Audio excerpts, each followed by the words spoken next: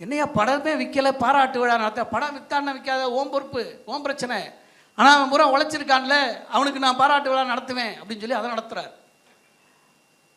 ஒருத்தர் வாங்க முன் வரவில்லை என்ற போது கலைவாணர் சொன்னார், ஒரு வயலும் வாங்க வேண்டாம், நான் மெரினா பீச்சிலே பெரிய வெள்ளை திரையை கட்டி மக்களுக்கு இலவசமாக அந்த படத்தை போட்டு காட்ட வேண்டாம், போங்கடா அப்படின்னார்.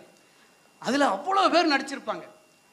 ஒரு காட்சியில் ஒரு பச்சை குழந்தையை வச்சுட்டு ஒருத்தர் நின்றுட்டு இருக்கிறார், ஷூட்டிங் நடந்துகிட்டு இருக்கு. கலைவாணர் அதான் அதனுடைய படத்தினுடைய தயாரிப்பாளர்ன்றனால அவர் கொடை பிடிச்சிக்கிட்டு நிற்கிறாங்க.